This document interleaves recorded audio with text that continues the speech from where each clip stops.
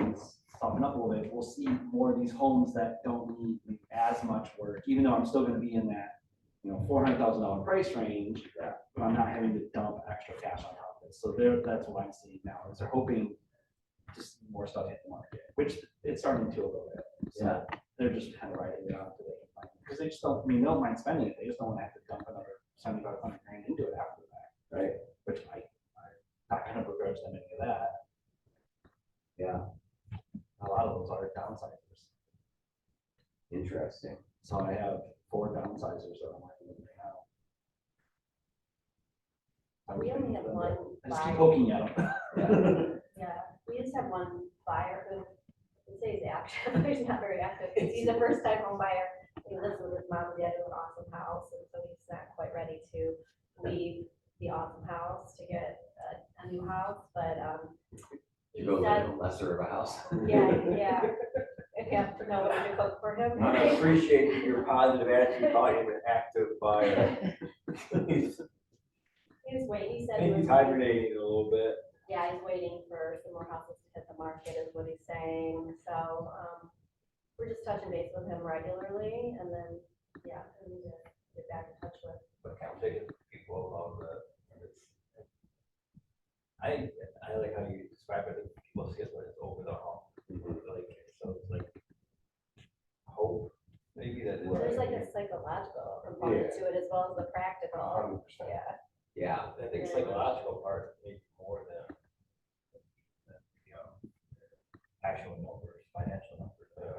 Well, because it felt like it was, like climbing, that was all uncertain.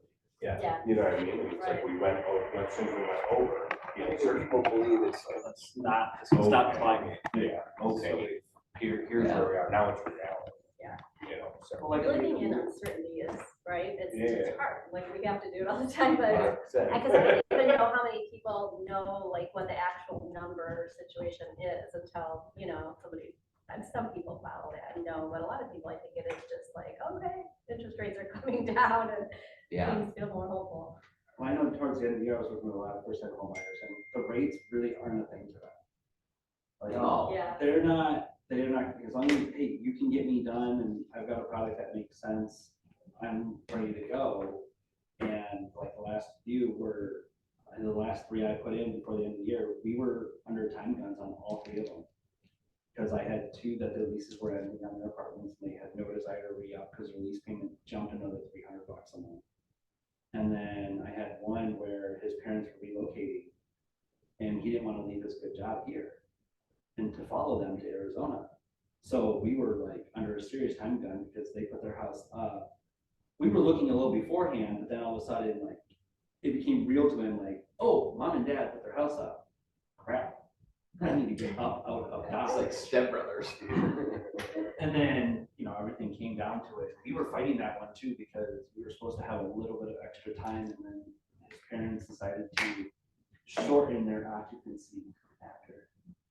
I'm like, oh, thank you. That's wonderful, after having to do a second appraisal on the home because FHA slapped me with a second appraisal. So, but it was, he got into a home that was completely retrofitted.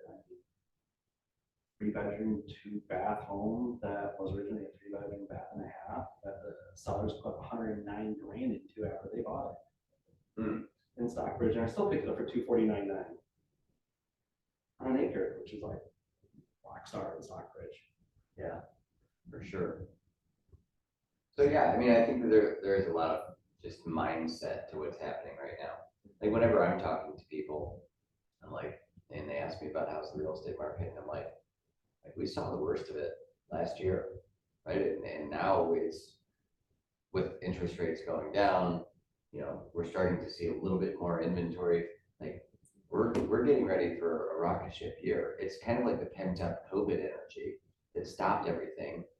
And then all of a sudden when the floodgates opened, everybody was back at it. This spring, I feel like it's going to be the same thing. Now, it's obviously on us to go find who these people are and be there in front of them, right? But I believe that it's going to happen. Like we finished 2023 with the same almost exact number of sales as we did in 2019, which wasn't a bad year. Like we're comparing it, we're comparing our businesses right now to the greatest years of all time. 2019 wasn't a bad year. It was actually a good year. So we finished that in sales numbers, but we also finished with our third highest sold volume year with so just behind 2021 and 2022. Like, that's pretty impressive overall with all the shit that happened and was going on last year. Yeah. I mean, Wendy Day will admit that when interest rates went up, she's like, her mindset was nobody's gonna buy at these rates. And she told me yesterday, she's like, I made $47,000 this year because I stopped working because I didn't think that anybody was going to buy. And when I talked to people, I told people that interest rates were high, nobody should buy or sell, right? She's like, the year before that, I made $250,000, but I shut it off just like that because of my own mindset. When there's people that are having their best year ever, and the market that we just went through, Todd Beatty sold almost 19 million or just over 19 million. Just working with a mindset of people are still buying, people are still selling. It's my job to go find them. Right? How does, Todd, do you know how he Lead generates. markets and lead generates and stuff? He does buy Zillow leads. Not a ton though. The rest of it is just, he's heavily into touching his database. And it's the very simple, going through a 36 touch or whatever, being touched 3 times a month through each of his database. He does his couple of client appreciation events. He gets on the phone and calls every one of his clients quarterly. Like he's just following the play. Very intentional. Very intentional. Yeah.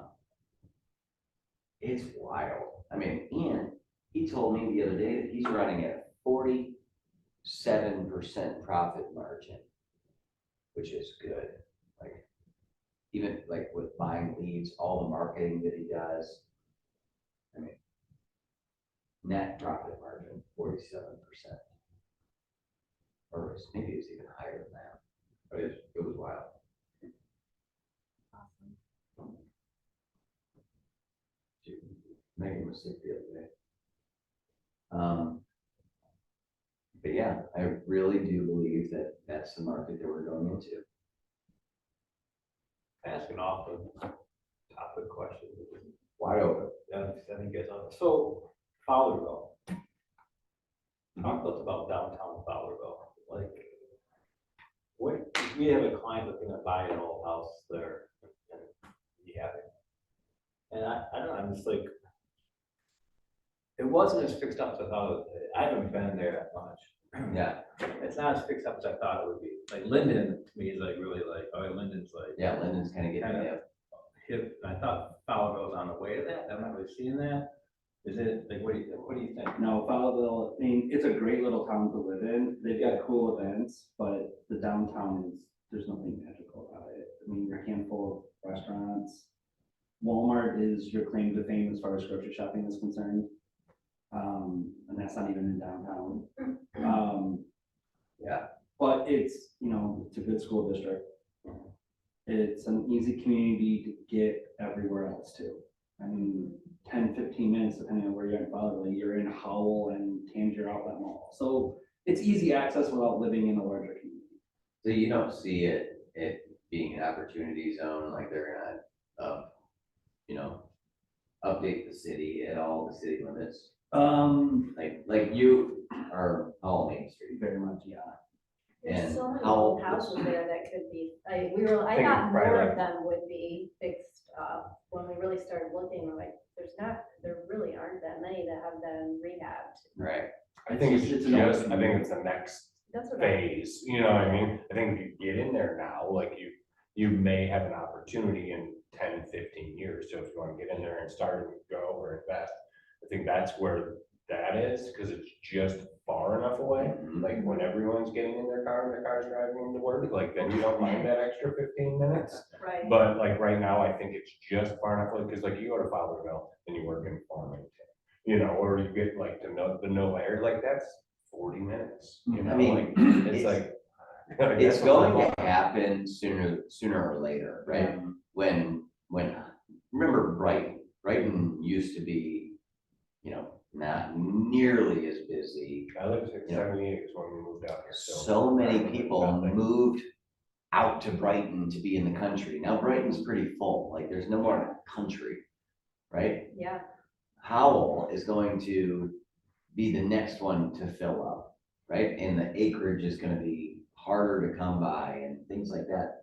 Then people are going to Fowlerville. And when that happens, they're going to have to start updating the amenities in the city and things like that. Like, I remember in 2013, when I got into the business, I kept telling Lauren, I go, these downtown Howell houses that are $130,000 or whatever, I go, in 10 years, this could be like Plymouth. Yeah. And these houses, people will be buying these houses to tear them down to put up $700,000 houses. And I still believe that they will eventually, as long as you guys keep building up Howell to do, you know, good businesses and beautiful and, you know, great things to do and family friendly. They will start tearing those houses down and building some nice Oh, stuff. and it will be coming, the first round is starting to probably happen this spring, because there's a whole new development going in downtown Howell. Yeah. Yeah, we're putting in an ice rink and a whole And covered gazebo and. Outdoor ice rink? space, Indoor, or I have the apartments up top. Is it gonna be over behind? It's Clinton and Walnut, Really? by the kitty corner behind the library, Yep. that whole gap. And they need to develop that. They've needed to. Well, if they can get over the one doorknob or the one doorstep that's in their way, it's fine, but there's a piece of property that still is up for conversation pieces, Oh, because the library owns it. But it's an ongoing thing, but that, I mean, they've already got the federal funding from it, so. that's Yeah. cool. that's awesome. Congressman Slotkin stepped in and helped us with some additional funding, so. It's coming, and that will be another step, and then once the raceway goes in, Yeah, Howell becomes a thing now, yeah. a really big thing. And And- we'll trumpet Brighton quickly, fortunately, Fortunately. to be honest, especially with Brighton about to shoot themselves again with putting in the X crossing, that will kill downtown. Yeah. The X, over here. Why do you think that hurts downtown at all? It's gonna destroy 96 for 6 months. Yeah. And that, you can't get there. That's gonna hurt downtown Brighton. Spencer Road. So, but But yeah, there's things like that. So Fowlerville, I think, will come along. It's just gonna take them another 3 to 5. I mean, but does that mean today is that now is the time, now is the opportunity to start picking things up out there? Yeah. I mean, shit, I want to buy all the commercial buildings. Fowlerville just needs new blood, unfortunately, you know, that's the thing, is a lot of people raise their families in Fowlerville and the kids cut Dodge, because they want bigger community. You mean a loaded goat doesn't cut it anymore? My cousins used to love it. Hey, you know, Howell wants to put Wranglers back in place, so we'll see what happens. Yeah, Wranglers was bought by the same group that owns New Hudson Inn, Cozy, Champs, Log Cabin, and Yeah, Log Cabin, now they're doing Wranglers. Well, they're on Two Fogs too? I didn't know I that. bought that one too. Oh, yeah. I didn't know that. They're good, I mean, they just. I knew the other one, they, Yeah, they're just shooting across Grand River. It's good, they're a good restaurant group, you know what they're doing, they're smart, so. Yeah. It's good to have bigger groups like that, and they want to stay somewhat. I know Holly really well, over at Two Pods, she's good people. Oh, yeah. I mean, Stockbridge is another growing community, you know, honestly, I mean, I've done 3 deals last year with Stockbridge, and that's, I mean, downtown Stockbridge is nothing to write home about. It is a stop sign And a and real estate company. 3 things, but the Goes on homes there? Rock. are nice. Oh, okay. Is Rock Realty in Stockbridge? Yes, I work with Julie on a regular basis. We go back and forth on deals, it's great. I tried to recruit her. Yeah, that's been another one that's been as long as you didn't stay out of the village, it's fine. The village gets a little rough with first time home buyers and taxes, because there's like a $1,500 village tax that gets tacked on. Really? Yeah, the village taxes are not fun to play with. First time home buyer, that's a little tight, that gets a little ugly. In Fowlerville, it's $1,200 in the village. Is it? Yeah, annually 1,200. You have to like Williamston much like that, right? Williamston's nice. That's where Esteban lives. Those areas are great too, especially if you're going, like you work in Lansing. I mean, you hop on the highway, you're in Lansing in 25 minutes. Mhm. You know, kids go to MSU or whatever, you're there in a heartbeat. We almost had clients buy a house in Williamston last year, and it was like, it was a nice house. It was nothing, it was a 70s ranch, it needed to be updated. Swimming pool in back of it, it was a cool little lot, like, kind of neat, and it's like, I like the area. Yeah, it's cool. I like it, I used to East Lansing, so it's like, I like the area, so it's like, it's kind of interesting area. And the whole Grand River corridor is gonna, I mean, I think that's the, like, as stuff goes west, if you can go Grand River towards 96 and get anything in that area, because that's, you know, the strip is gonna develop, because essentially everything follows Grand River out, and then it goes wider, but if you can stay on that, Right. within that, I think that's where the money's to be made in the shorter term, as to where if you get outside of it, then it's gonna take a little longer. We're also seeing a lot of growth north of 23, going from Heartland all the way up to Fenton, Grand Lake area. That whole area is growing leaps and bounds. So the question is, like, you know, I mean, I guess the other side of the coin, because this is a good conversation about, you know, knowing the opportunity zones, but also where do people move out to these areas from? And why aren't we, or are we marketing to, you know, the Cantons, Novi's, Livonias, right? Yeah. Dearborns, like, that's where everybody out, basically migrated out here from, the commerce, right? They're all trying to get away from the busyness because they can work remote. Like, we should be, if we're doing online leads or anything like that, blowing up and talking about the opportunities in Howell and, you know, land in Fowlerville and, right? Kind of planting those seeds out east. Will Heat Seeker show us, like, if we have a listing in Brighton, where the buyer is most likely to come from? Does it give you like areas, like percentage, like, you know, if we have a listing in Brighton, 22% of buyers in Brighton are from Brighton, you know, 15 are from Powell, No, 30 are from Commerce, no lie. Okay. no, I would like to see what migration patterns. what's that, we had a report though, we had a report, like where people looked. That listing we had, in Heartland, at Wayne Lane, we got a report that showed like who viewed our listing and what city they were from. And it was, Was it the reverse prospecting? Yeah, I think yeah, but it said like, you know, 30 people from Oak Park looked at your listing, like something. You remember I that? have to, yeah, I totally remember it. I can't remember if it was through, So it's Real from where, like, what it was from. I don't know where you got, I don't know where you can talk about, but yeah, somewhere, it's really interesting, it's very cool. Yeah, like, Yeah, it did say like who was viewing the list. Who was viewing from where, like, where were they at?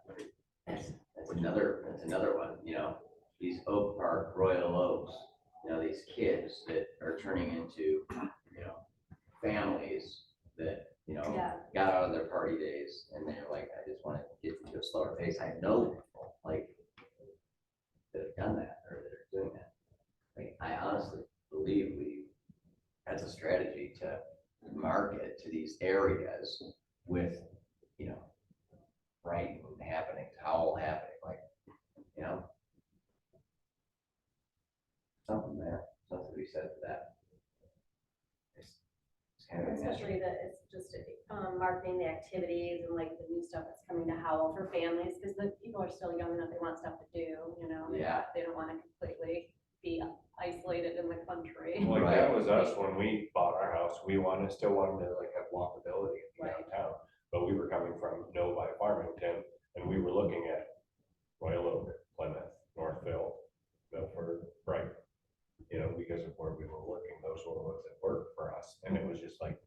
we still want walkability, but it's time to grow up a little bit. Yeah. Yeah, Second part, still working. me too. No, that's good. What are you guys doing that you feel like it's working or worked well in the last? My referral business stepped up quite a bit last year, so I mean, I picked up 4 extra deals for referrals. Is that because you're systematically touching your database in any way? It's database and it's just doing a rock star job with the client. I become, you know, because again, I was working with a lot of younger first-time homebuyers too, so their friends are in the same boat, right? And so immediately, like, we get under contract and next thing I know, here comes their friend, hey, I need to call you, I'm ready to go. And that just worked out really well for me.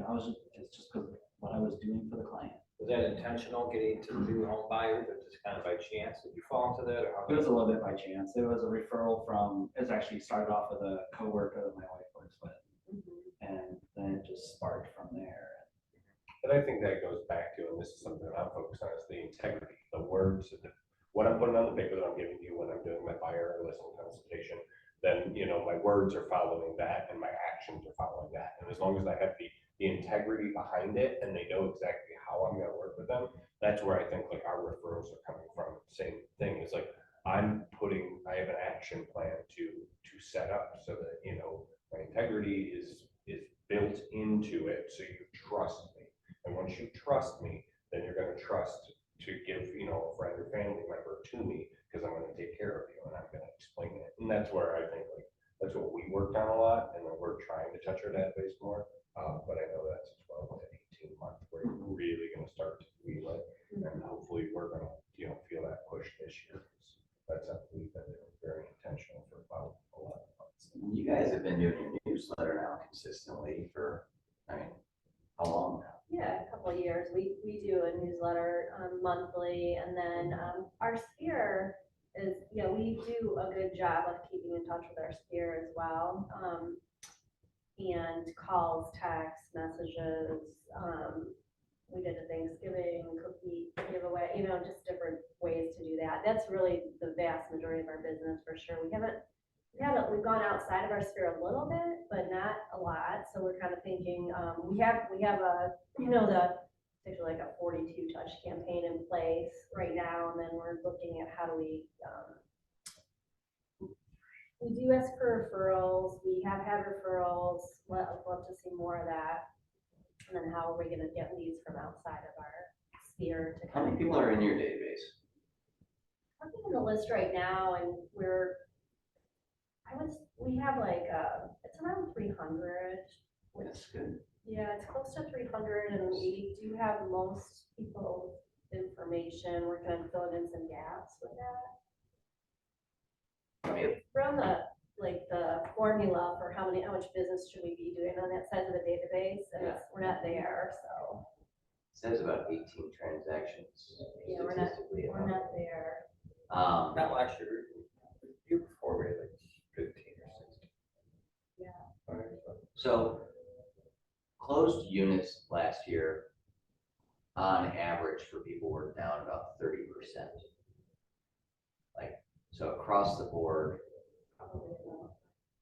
So if they go back up this year, you know, say that they go back up, you know, 15% from being down or whatever, then you should see that in your business. Like, just systematically, statistically, as we see rates come down, you know, we're gonna see an increase in sales numbers. Yeah. Across the board, those who are touching their database, and is your database in demand? That's gonna be another plus side to that is right around family reunion, they are releasing it's gonna be called something else, but they're releasing something that's, I'm gonna call it a heat seeker right now. And so the guy, we call him Domino's Dan, he lives in Green Oak actually. He used to work for Domino's. He created the Domino's pizza tracker. Okay. And he did that. He's like an analytics, freaking scientist. I don't know. But he's now he works, his company is contracted by KW. And if your clients are in command, he's running like 40 data points on every single client that we have in command. And it's going to tell us when they're thinking about moving or making a move. And it's going to alert you on your homepage in command. And it's going to every week or every month, it's going to give you an updated list of who is hottest to sell. So that's why it's so important, and we're pushing people to get their things, Yeah. people into command. Because in the background, KW is literally running these analytics to Okay. tell you when, and right now they're doing it with agents. So they're doing it with our agents, and I get a list every month, and it's retention risks. And then I also get a list of agents outside of here through Broker Metrics that are hot or medium or whatever their level is, thinking about moving brokerages. And I'm not getting a lot in this area because there's just not a lot of agents, but across the board, it's like 94% accurate. So even like with retention, like like they're on there, we're like, of course they are. Yep. You- Yeah, I was looking at the list yesterday. Yeah. And it's clear, like, the retention risks are the people who aren't showing up, right? That, consistently aren't doing business. Obviously, like, I don't know if it's like following them on the web and they're starting to look for jobs or whatever, some of these. It's a little creepy. It really is. Very creepy. Right? I'm not like it, but if it helps us with business, I guess. Yeah. Interesting. So like, for instance, remember the story years ago, and it was like some dad who logged onto his 16-year-old daughter's laptop, and she was getting targeted ads for like pregnancy stuff from Target. And it was like, and he like had a fit, and he was like, why are you marketing this stuff to my daughter? And what called Target. And what they found is that because the daughter was searching on Target for, unscented lotion and multivitamins or something, Yeah, like they put 2 and 2 together, and they said statistically, when people search this, they're typically pregnant. And it turned out she was. Like, so like they know by certain, putting the pieces together of certain activities, if you search this, this, and this, they start marketing this to you. Well, and that's no different than when you look on like with Flex, I'm on Flex now, so they have a high sales scores. It's because these people are, theoretically, they are looking on whether it's Trulia, Zillow, or whatever, and then the sheer fact of how long they've been in the home and everything else, it boosts their score, and it gives a number range. So I've been capitalizing on, when I'm pulling my neighborhood searches and stuff like that, like the first ones on my list are, sorry, you have that high or medium, you are target number 1. I didn't know that Flex did that. Yes, it's a little more cumbersome, but I had to dig for it a little bit, but I've been spending the last week or so. So you could actually go through your database and cross-reference it with Flex. Yeah, and their real list data is a lot more detailed than what Real Comps was, to be perfectly honest with you. They're the waterfront. Well, so like, I hated that. It drove me insane. what was cool with Flex though is I was talking with a guy that I've been trying to get a hold of for like a month now and not really been successful about it. And then all of a sudden we did finally connect, and we actually connected via text, and we were going back and forth, and he's just like, well, I was told no. And I'm like, well, what's your motivation to move? Like, what, just because you were told no by one lender doesn't mean we can't get this done. I've got blah, blah, blah. And he's just like, I don't know. So I pulled up his address, come to find he's in an ARM product. And I'm like, is it the ARM mortgage that's screwing you up? And he goes, yep. Go, okay. But it was there in Flex. It told me exactly what mortgage he had and the type of mortgage he had. And I'm like, that's kicky information. Thank you very little. So yeah, I'm really happy with the way that format's working out on Flex, to be honest. That's interesting. But going back to what you had asked earlier, some of the other stuff that I've been a lot more focused this year on being out in the community because of my involvement with Hollow Main Street. To a point where I've taken lead on making sure that I'm front and center on things. So like I MC the Rock the Blocks.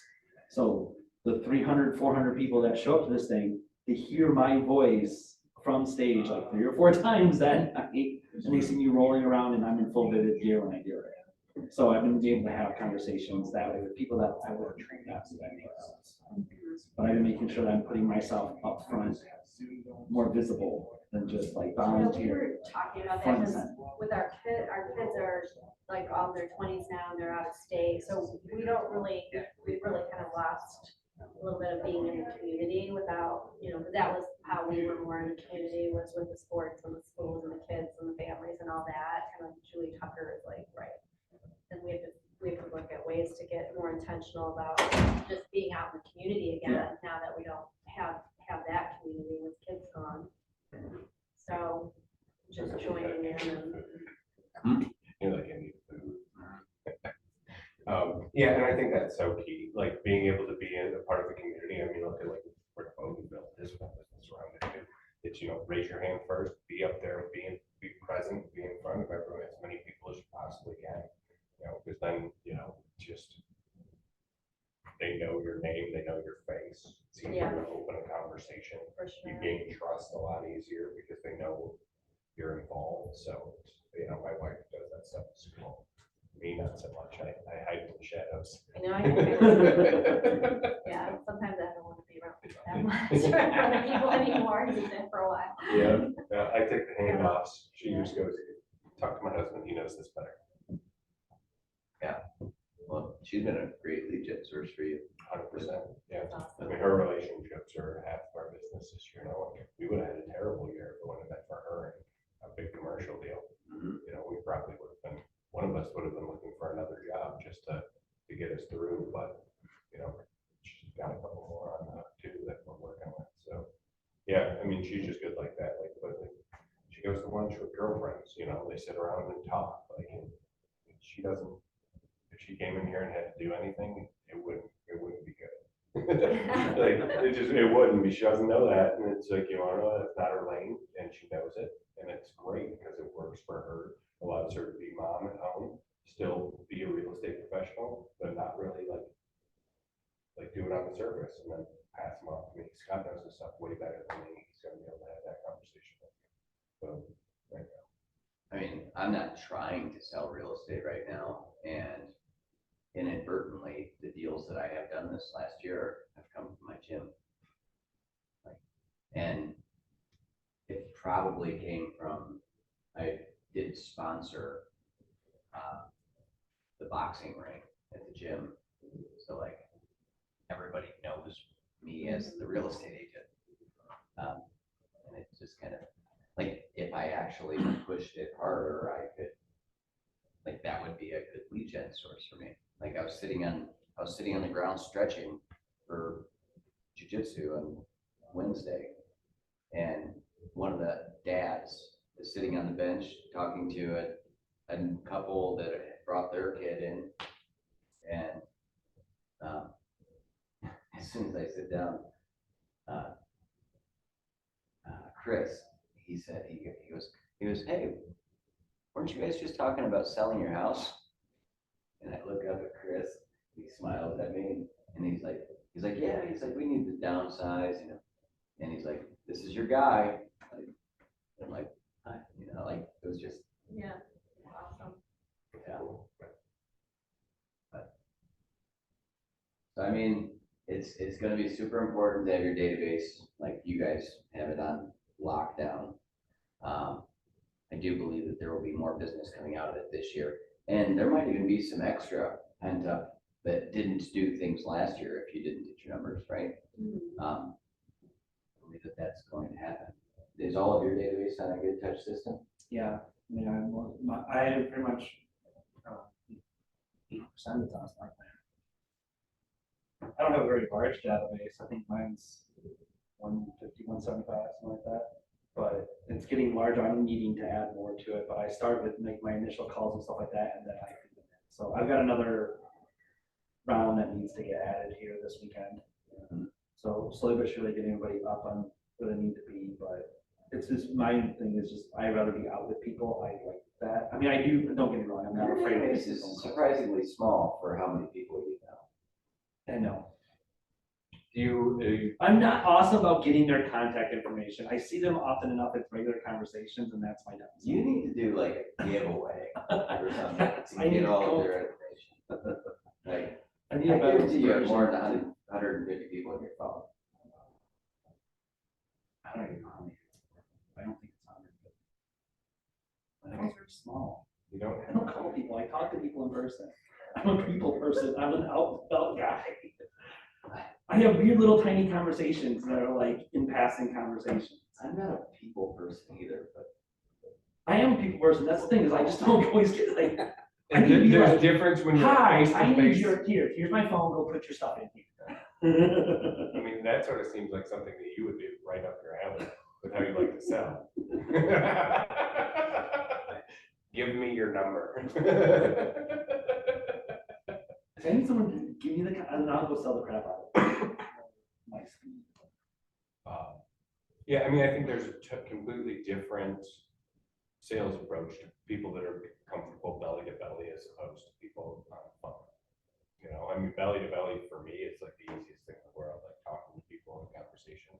This is so simple, but calling people on the phone, like I have to remind myself why I'm calling them, you know? But you know, what I thought the other day, have you ever told a telemarketer off? Like really just like told them off just because you were that angry of a person? I never have, you know? Never once. no, because I've been one. But at the same time, like, do you? And I didn't get told off that many No, times. does it really impact your life that much? Like, even if someone does, like, they're the dick bag, not you. Yeah. Like, so cool, cross them off the list. Don't need to talk to that person anymore. But the other people that you're bringing value to, like, there's probably a great conversation behind it, you know, but I know who I am, and I would never tell anyone off on the phone because I understand they're doing their job, unless they're, I mean, every once in a while, I guess I might be short with them and try to make a joke. But like, for the most part, who cares? Yeah. Like, And that was the biggest thing when I first got into sales when I was 20, a sales manager, and I hated making phone calls when I was 20. Didn't want to be told no, and it was such a thing. He goes, I'll fix this. Give me a tape recorder.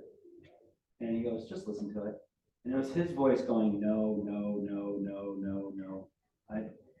Within 2 days, that word means absolutely squat. Like, it doesn't even bother me. I'm like, what did you say? Oh, you didn't understand something I said? Okay, cool, let's keep going.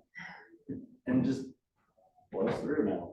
And it worked out well for me making my phone calls. I saw a really cool one. It was actually one of the AI things talking about how it does, and call the guy and he's like, oh no, I'm not interested, and be like, hey, I completely understand. I don't like phone calls from people that I don't either. But if you have a quick set and then they just go into like their quick little boom, boom, boom, and they open up conversation. So it's really just knowing those little triggers, how to quick turn, keep the conversation going. But I thought that was super clever. Like, hey, I don't like phone calls from people I don't know either. I always like when they tell me no, I'm like, I'm sorry, I didn't ask a question. Not like, "Hey, what? Yeah, hi. Now let's get back to it. You know what's really strange? I was looking at my contacts list on my phone to see how many contacts I had, which is 2,500. I also have on my iCloud, apparently, it says Sphere and past clients. And I started scrolling through that, and it is literally all my past clients. And I mean, there are friends in there too, but I don't know how it knows that. You can tag them or something. No, yeah. I mean, there are random friends in there, but it is literally all people that I know on that level of, and every single one of my past clients that as I'm scrolling through are there. That's crazy. I don't know how that knows that.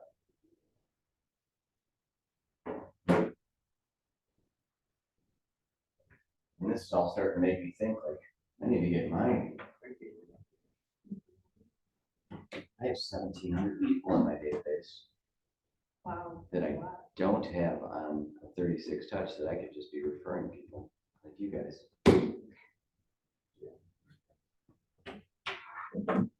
That's a lot of deals. Are in there, literally with. It is, yeah.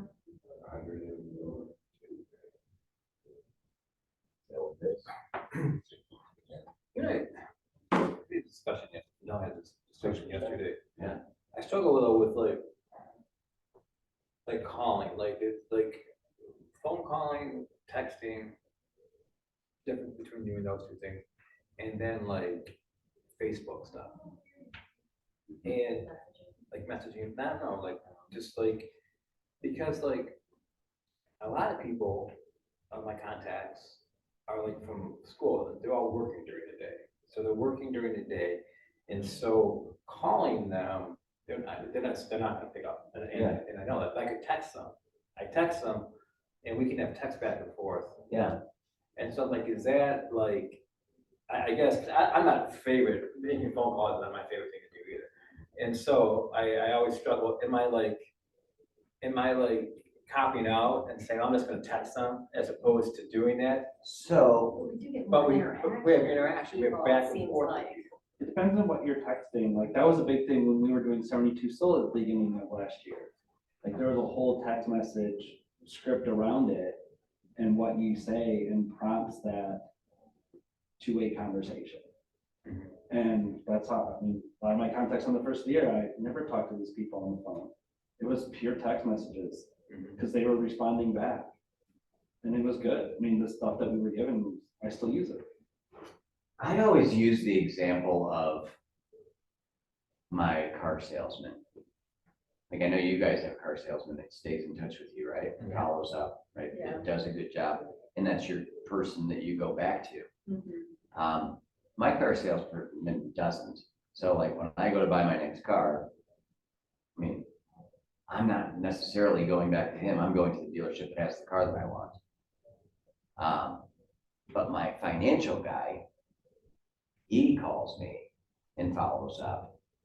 And he knows, because I've told him like, hey, listen, Jeremy, when you call me and I'm at work or I'm home with the family, I'm not answering the phone to have a conversation with you about anything. Like, if I need something, like, don't stop following up with me. Leave me a message if there's something great out there or something I gotta do. Don't ever stop following up with me because financial people do come into my life all the time and they want my business. But don't ever stop following up. Just leave me a message. When the time comes, I will call you back. And I golf with him once a year in the summertime when he comes up from Arizona. But I like that. He's my guy. Mhm. I want to have that guy, car dealership guy. People don't want to have to think about it when it's their time to make a transaction like that. Be that person for all of your people, whether it's a text message that you send every so often, or it's a phone call because you don't really feel like talking to them and you know that they're at work. Call them and just leave them a message, right? It's a touch. You're their guy when the time comes. Like, hey, you don't have to call me back or whatever. I just wanted to tell you this, or, I want that person in my life. And I don't necessarily want to talk to them all the time or have to sit there and respond to some pointless text if I'm not doing something. But I do know that when the time comes that I do want to do something, I don't want to be searching for an agent. That makes sense? And I think that this day and age, like when people are pretty disconnected, it's up to you on how you want to reach out, but just stay in front of them, right? Don't not reach out because you don't know. What about like, actually, like, New Year's card thing? New Year's. So like, we didn't like we were gonna do a mailing of like a Christmas card, kind of miss a Christmas card, so I'm gonna do New Year's. Good job, trying to drop the ball on New Year's cards. So we do New Year's cards, and we're gonna mail out New Year's cards. Yeah. And so, and to sum the whole thing up, with the old day, it's gonna cost like $600 some to mail out this Christmas or New Year's cards to everybody. So instead of doing that, so like $600 for a New Year's card. We do have some kind of bulk mailing discount thing. But, Yeah, we have to find that. but anyways, and Joe put it on Facebook instead, just the thing on Facebook, and we both have big Facebook followings of people. Got like so much interaction off like the New Year's card on Facebook, 30, 40, whatever, comments from people and other people liking it. And so then, and so I was thinking like, okay, so for zero cost, you're gonna actually have interaction with people, with like, even the 25 or 30 people that commented, and she'll go back and like their comments, and then she's gonna pop up in their feed again, and the notifications that she liked their comment. Mm-hmm. So it's like 2 touches almost off one thing. And I try to like also Yeah. interject something about real estate, like sort of nonchalantly when I do a lot. To me, it's just more, that's just my style to be more like, do this like something personal and then make, our kids are gonna be across the country. Hey, think about, we're gonna need to sell a lot of houses to be able to keep up with our kids. Yeah. Keep us in mind. Like, that's more of my style. Not that I don't ask a business directly, but have this whole conversation, like. So is it like, it's like the direct, like, is it worth it, the time and the cost of like a direct mailing, or we can go on Facebook and like. Does your direct mail have a call to action? That's exactly what my question is. If you're going to direct mail, it needs to have a call to action. It needs to have, click this QR code for our vendor list. Do you want to know what your home's worth? It needs to have a call to action, because otherwise it's just a piece of paper and like it's stuck on the fridge for a month and then it's gonna go in the garbage. But if you have something of value on there, then it may stay on the fridge for 3 months, 6 months, it might give you a click. You have to have the call to action if you're gonna put those dollars into that, because you gotta make it accountable. You want to, like everybody knows how to use a QR code now. Like a QR code that says, are you interested in your home's value, right? And all the QR code is going to go to is a landing page with their name, phone number, email, and address. And then you can set them up on a monthly neighborhood search or nurture, right? Right. Or a home bot. Who's doing a home bot? Are you doing a home bot? No. You guys doing a home bot? We do home bot. Do you track what's, the openings on the back end of that? Yeah. I mean, HomeBot is a great tool. I open it every single time I get one. We have some people, we've been home bot for, I think, over a year. I think that's a great reminder that we need to be But more I haven't been- intentional I haven't been about in it, following up with people. But there's people that are like committed to it. Like they really are like like, that. Well, because they love Those it. are the best It is conversations fun. to have. Yeah, it's fun Makes to it them. easy. Those are the best conversations to have. Like, hey, you could say like, I was looking through HomeBot and I noticed, your value's through the roof right now. Like, have you seen that? And they're gonna be like, yeah, I was looking at it too, right? Especially when they go and they start doing the modifications, like, hey, we updated the bathroom, be like, Right. then it's just, that's the fun part, that's unbelievable, is they know when people are on their website, they reach out and they contact them as soon as they can.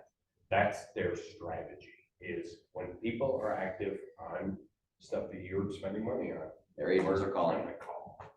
So it's just, what can I have a conversation with them about when they click on this? That's what I like about Flex too, is when they're on these searches, you can see specifically what houses they're looking at. So you can call them and say, hey, I saw you were looking at 123 Main Street. If we've been looking for a while, that's what made you click on that. You're open up with conversation. Awesome. Now I can do a better job working for you. Or just the sheer fact that they open the email to begin with, and I get the notification from Flex, like that's. Right. Yeah, now- I sent you now it the even goes list, down but to did what you actually house. see it? No, you did. Okay, cool. Now I'm going to call you. People like bounce from thing to thing so often, like, and we do it too, right? If you open up an email and you start going through a HomeBot or something, and you get excited about it, but then, the next day or 2 days later, you forgot about it. You're on to something else. You're maybe too busy, you're not actively doing something. But if and, you know, I'm on HomeBot.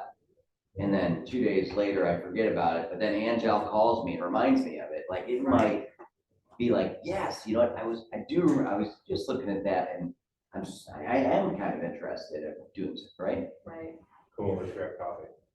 Yeah, cool, let's grab a coffee and catch up and see what your plans might be. Let's talk about what's going on in the vast real estate market. I think that it is, and you're exactly right. That is exactly what Bun Warren is doing. They're going through and saying, all right, who's active on the site? Who's active on the site? Call them. We closed And- 150 houses last year. That's pretty good. Yeah, It is really good and also I'm pretty, like, I don't know what Julie's statistics were last year, but like for us looking at somebody, a single agent who's like, you know, Butterworth is great and love those guys, love the team. Yeah. It's awesome, but we're not like in that lane. No, I'm just using that as an Yes, example of how yes. they use technology I to like their the advantage. idea, I like that what you're saying about what they do, that's super helpful. Yeah. And also, yeah, Julie's a Julie monster. seems like, she's like more relatable for me in terms Yeah. of she's like this one person well, doing. here's what's cool, like, moving forward this year in team meetings, we're actually extending them another half hour because we're gonna take agents like Julie and get them up front and interview and ask them exactly what they're doing. Like, I did tell you that. We have to like make sure that make her go out every month. I know.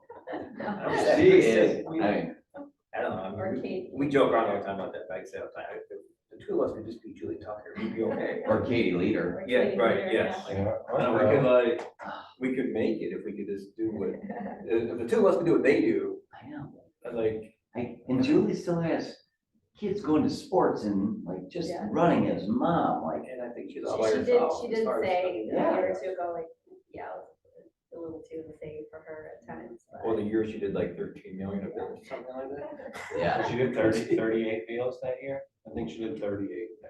yeah. Yeah, it's awesome. Yeah, but I mean, she's done that for, you know, I went to school with her and then I started a call with her.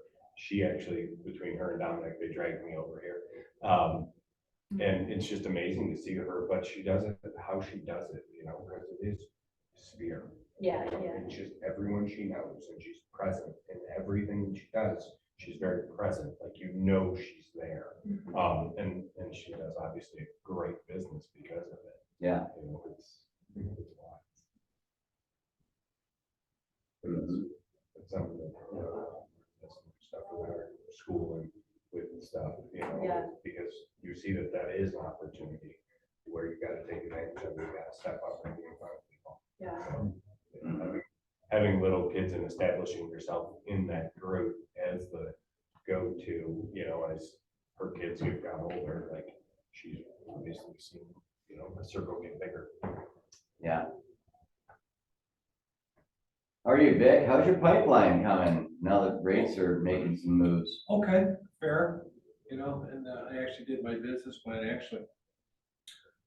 in 2023, I only did 18.5 million, which was only 70 units, which is down 75% from 2020, right, it's 68,280 units.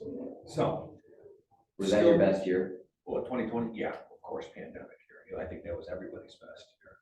But looking at the statistics, when I ran the numbers in 2020, I had X amount of applications. You got to count it by application, then your conversion rate. My conversion rate was about 42%.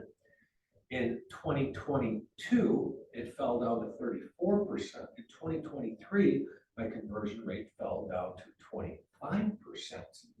Okay, people throwing in the towel, the competition out there, you know, just all that plays into that. So based off those numbers at a 25% conversion rate, if I want to do 30 million, I have to pull in 1.8 loan applications per every day on a 5-day work week. Because my goal is 30 million, 114 units, you know, which is very respectable. And so thus far this week, I've pulled in 6 applications. So we're right there at a 25% conversion rate. But as rates start to go lower, I know my conversion rate will get better. Yeah. You know, so I watch the numbers pretty easily. And what I do is I have my my daily duties, as much as I don't wanna do this, and I freaking hate doing it, is I have my call logs, you know? And I'm either called real estate agents, past customers, prospects, and I give myself a score, five points for this call, 5 points for that call, face-to-face is 10 points. If I teach content, it's 50 points, and I try to get 100 points a day before I leave. So no matter what I do, You're a machine. well, no matter what you do, because even though I'm a top producer in this county for year over year, I still have a confidence problem because I go, oh my God, where's all the business? Did everybody, forget me? Where's the next deal coming from? So it still eats at your confidence and your ego.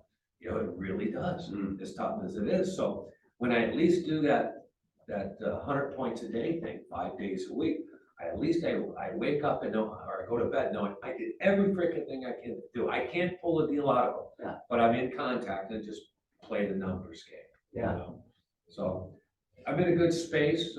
It's not firing in like I'm on fire, but it's respectable. Yeah. And I expect a 34% increase in business this year, just because of the rate environment and where everybody's going, inventory problems and all that. So I feel pretty confident about the numbers. Yeah. And then I got my team on there too. Now, when I get caught, it's tough to get, you can't teach drive, Yeah. It has to come from internally somewhere. There's gotta be a burning fire, a burning desire in there, like my son Kazi. I would like him to be a loan officer, but I can't push your kids into something that may not be natural to them. But he's a great assistant. But I can't get him into the sales end, manning the phones, calling those home bot leads, calling those Facebook leads. They got phone fright. I don't know what the hell it is. I still. Because that generation doesn't know how to make a phone Oh, call. well, you know what? I never thought about that. I never thought about They it. don't. They don't. But actually, at my age, I still have phone fright. Yeah. Because when I made that first call in the morning, oh Jesus, I haven't talked to this customer in a while, what's gonna go on? But once you make 2 or 3 calls, you get into a rut. Say, okay, I want another one. I want another 5 points. I want another 5 points. I want to get the hell out of here today. Yeah. I want to go out to dinner and I got to get my 100 points. Yeah. So that's just the game, an internal game I play with myself. It's the same game for each of these agents. Like, if you walk in, you wake up every Monday morning and you know that in order to reach your goals, if you need to sit down and have an appointment with one person that week, and you make that up in your mind, and you're not leaving, you're not quitting Friday until you get that one appointment, or you get it on Monday, and that you got that one appointment that week, somebody in your database that you get to go catch up with and have a coffee that might slightly be interested in something. It's funny you say that because I went to lunch with Lori Murphy yesterday, Megan Murphy and Monica, right? And then we went down to Bourbon's and somehow, where'd you park? Oh, I got front row. They go, Vic, you always get front row no matter where we go. They go, how do you do it? I go, well, I visualize, when I know I'm going somewhere, I say, I'm gonna get the front row. I'm gonna get the front row. I'm setting it up. And somehow, mysteriously, it just happens. I get I'm front telling row. you, the secret. It's the secret. So, Mike would laugh at me, because I'm always like, I always get great parking spots. I say that where I. are you visualizing it? So I try to utilize that in my thought process, in my call logs, And and saying all the things to visualize about Vic, getting a parking spot when you. I know. Vic. I know. mean, I'm that would be like, like- why am I not visualizing a helicopter in my car? but if you visualize that, That's what I'm thinking. but if you do something small, you come out with a win, Right. and you go, Yeah. wow, that works. And so I think subconsciously, I try to visualize that, I'm gonna make this call and somehow it's gonna turn into a conversation. And sure enough, like I had a couple conversations out of the 20 calls I made yesterday. They say, I was just thinking about you. Vic. By the way, I do have a question, and I'm calling people and say, whatever you do, don't refinance, man. You're at 6.5 right now. Rates are at about 6.6 right now. I go, don't listen to any phone calls you got. Don't listen to Barstool Billy. You got any questions, let me know. I will keep you updated on the market. Don't do anything right now. As much as I want your business, don't do anything. Yeah. And I think they like that when you push them away from doing something. Yeah, I mean, because you're being honest. Well, but you're also, you're taking care of the customer. Yeah. Because I know their phones are blown up by every lender in the world, they're getting all this junk mail and Yeah. all these promises, and that's the other thing we fight is all our competition. My God, so. So like, even with as many loan officers that got out of the business last year, what are you guys down to? Like, Well, this is only the stat I know. In 2020, we were up to 199,000, right? And they figured by the end of 2023, we'd be down to right around 95,000, so about 50% of them. And how many of those loan officers are in like the Metro Detroit That I don't, I could pull all that data. area? Just because obviously we have Rocket and UWM and. Well, you know, Rocket is number one in this county, okay? They are number one. I pulled up that data, and then Danielle and myself are number 2 and 3. And then Jen Copela's right up there too. And of course, we got Jim Phuket at the credit union. But you'll never see Jim Phuket on Facebook, on any social media. Mhm. He takes care of his customers. He's at a credit union. They can do non-warrantable condos. They got construction loans. He's got a good database, and he does work his database. But- Yeah. So he don't need social media. Yeah. It was funny, I was talking to Bud Warren yesterday, they were in here doing their little gig there. They were talking about leads and talking about the new agents, hey, you gotta beat up the phones, beat up the phones. And then I kind of chimed in and I go, well, and that's great and fine and dandy, but when you get to my age of this year in the bit, this many years in the business, sometimes those phone calls don't pay off because you gotta have 100 to get a couple conversations. Mhm. So there's that point of where they don't pay off and you need the Causes of the world and all the assistants to keep them chiming those phones to bring more into the machine. Yeah. So I don't, it's tough out there. I'm glad we lost a lot of them. I hate to say that, but Yeah. I'm glad we lost a lot of loan officers. I'm sure we lost a lot of agents there. Mhm. But they're all on second jobs right now, and we know what that means. They're not calling their database. Well, the good news is, just like for us as agents, all the agents that have gotten out of the business, and we're gonna do more units this year, right? Yeah. So it's more for less people. So we all make more money. Same should be for you. And they say for every % drop in interest rates, that makes another 5 million people across this country qualified to buy a home. Doesn't mean they're going to, but more qualifications. So we're naturally gonna have it because people leave in the system, Yeah. and naturally have it because the market's getting better, inflation's falling. Yeah. So and that's where I come up with my 34% increase. Mhm. I wish it was more, but I gotta be a realist too. Yeah, I don't think I'll ever top 2020. that was the greatest year of all time. And now, was that because a ton of refinances, what you do, where your unit was so high? Yeah, but there was a ton of purchase back then too, Yeah. because rates were so low. Right. So rates have a direct correlation on business, but they have no effect on home prices. They will just continue to go up. I had a meeting yesterday, a client come in and, they're a little bit balking on that, talking about home prices blowing up and that. So I brought up that presentation on home prices, and they walked out there and said, no, I'm going out there to buy. I never understood it like this, so we're out there chipping away. That's excellent. And then Feedy's got that listing on Hacker for 225. That's going highest and best by tomorrow. I got 3 clients putting offers on that house. Yeah. It's a price point. Yeah. Yeah. Yeah, 225 in Heartland on Hacker Road, Yeah. 3 acres. Yeah, Mhm. it should have never even hit the market. You should have bought that. I should have bought that. Well, I was looking at that listing. It says it's 4 bedrooms, but they're downstairs with an egress window. Can you actually count that as living space? Egress, yeah. Yeah. Because it says Wow. 1,900 square foot, but upstairs is 800 or 1,000 and downstairs 900. So I didn't know. if You it was- can actually count it as a bedroom. As long as With it's the an egress. egress. Yeah. It's living space, how you put that No, as a it listing? should- well, it Without shouldn't- using- It shouldn't be as above grade living space. No, it's down, it's below ground living space. Maybe finish total. That's what I can finish, But they're yeah. calling it a 4-bedroom house. It can be a bedroom if it's below grade as long as it has egress. It's gotta have what, an egress window and a closet, right? Has to have a Not closet. necessarily a Closet. closet. Closets are not required. It has to be above. That's second. Really? I thought it was Because closets. old houses didn't all have closets. Yeah. The appraiser just has to see that it's conforming as a bedroom. Above 70 square feet, 7 feet of headspace, HVAC, 2 points of egress. There's one other one. Yeah, there's one other one, but those are the 4. Heat source? It has to have, yes, yeah, heat source, you have to be on HVAC necessarily. 70 square feet, 2 points egress, and 7 feet of clearance overhead. That's impressive. Well, Yeah, no shit. It's impressive. It's like, I have it You know, saved Okay, I don't think it's. as one of my, I need to because write people that ask it down. so much. Just like when he does the 0.06 math in his head on 1700, he's 102, like, Rain Man. I like numbers. No, I say that because so many people are, ask that all the I time. know who I'm calling next time. Can you say those things? And minimum square footage is 70, so it has to be, essentially 7 by 10. Minimum horizontal footage, 7 feet, you have to have clearance.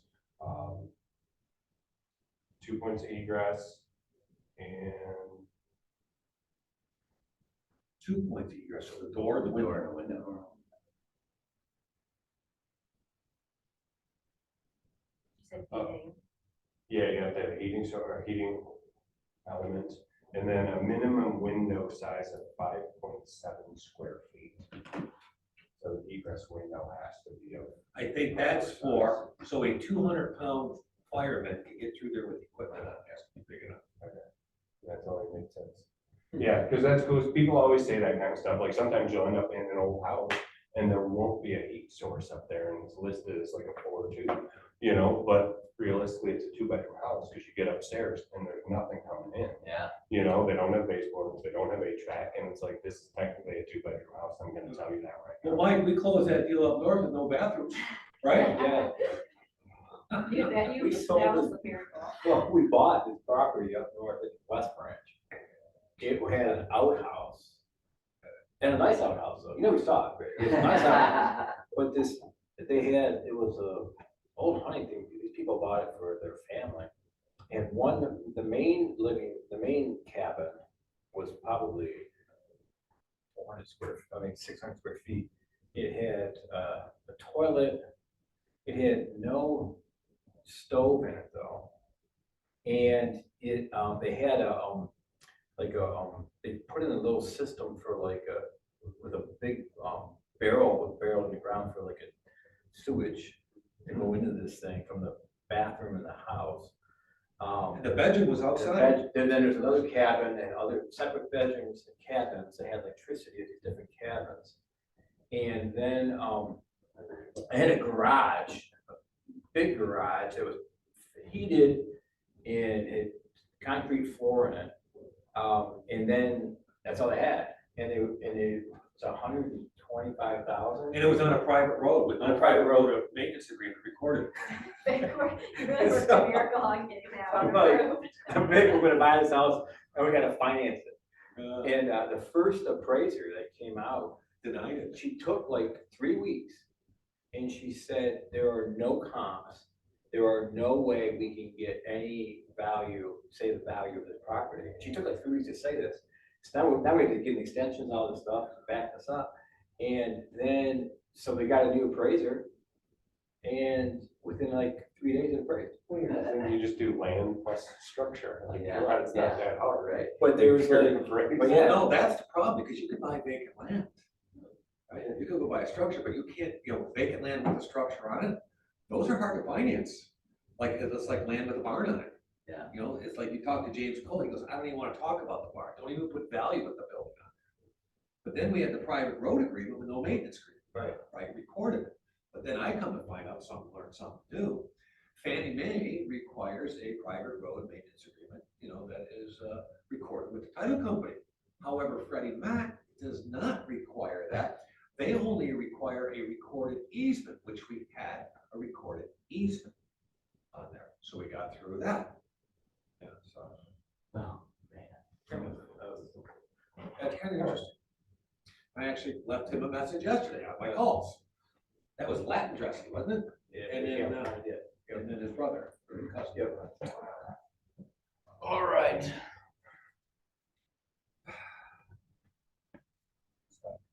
Stop recording. Hey,